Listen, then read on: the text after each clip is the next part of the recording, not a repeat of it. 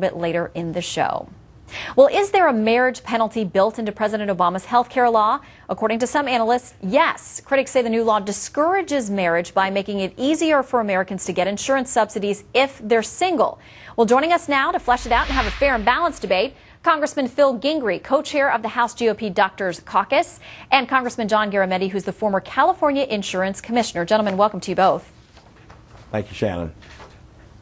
All right, Congressman Garamendi, I'll start with you. I mean, this information comes out today from analysis involving the Joint Committee on Taxation and CBO says basically you do better if you're single because once you get married and that income adds up, it's less of a chance you're going to qualify for the subsidies. Is there a so-called marriage penalty in this health care law?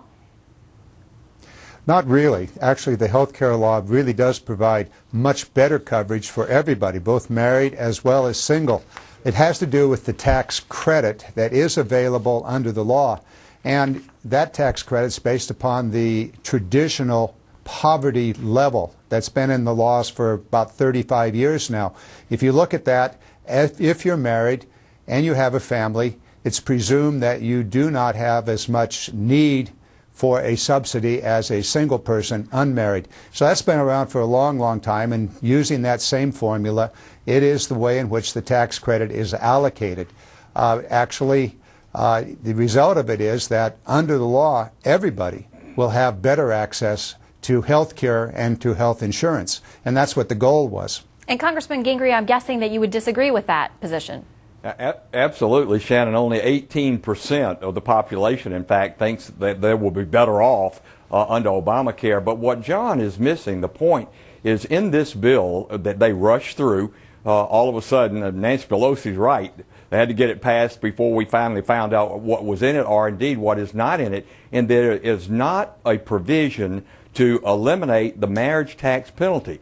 Now, the Bush tax cuts of 2003 did that. We have extended that until the end of 2012 in regard to taxation and filing jointly and encouraging people not just to cohabitate for tax reasons, but to actually get married. We believe in the sanctity of marriage. But that was not provided for in Obamacare. And I think when John goes back and reads the bill or has his staff inform him about that, he'll find that that was one other provision, like the lack of severability of clauses in the bill, so that when the Supreme Court strikes down the requirement that individuals purchase health insurance maybe against their will, the domino effect would destroy the entire bill. Well, and Congressman Garamendi, we now wait to see what the Supreme Court will do with the case. But would you be open to any kind of modification of the current law or regulations that would clear up this issue, this disagreement about whether or not there is a penalty for being married?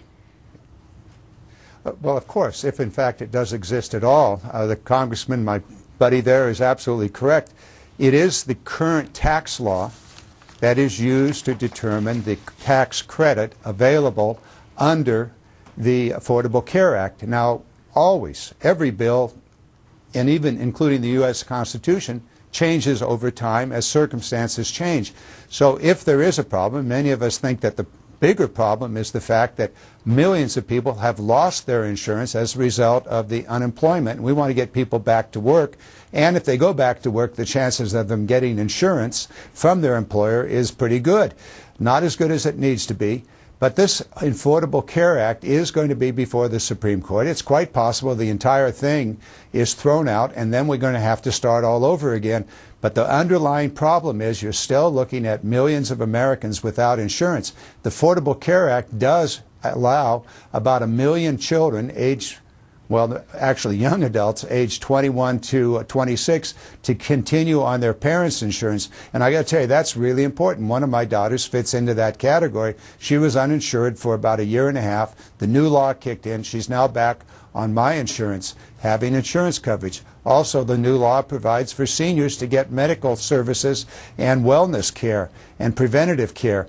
And also the donut hole, that infamous drug donut hole, is being closed with over 1 million seniors getting additional help to purchase their necessary drug benefits. Okay. So there's a lot of things that are good in the law. We'll see what happens. It will be before the Supreme Court. This issue is going to remain before the American public for a long, long time. as we see the continued escalation in the health care costs across the nation. All right, let me bring and in. Yes, I'd love to engage in a debate with my good friend. Okay, let me bring in Congressman Gingrey. We're just about out of time, but to be fair here, to give you a second chance to answer, close us out. Well, Shannon, I think it's a misnomer to call it the Affordable Care Act. It's the Unaffordable Care Act. And there's so many mistakes in the bill, and John essentially has admitted that. And yeah, we could go back and make some changes, but I think the only way to really do this, and that's why I voted to repeal all aspects of Obamacare and go back and start over, because this was rushed through. We all know about reconciliation, and Senator Brown from Massachusetts was supposed to be the 41st vote to stop the passage of Obamacare, but they wanted to rush it through. They've shut the door now on the Class Act, the long-term care provision, which is totally unsustainable. Thank goodness Secretary Sebelius finally admitted that. And we will wait to see if the Supreme Court tackles this and decides the debate, at least at that level, once and for all. Gentlemen, thank you both for your time. Thank you, Shannon. Well, under the Freedom of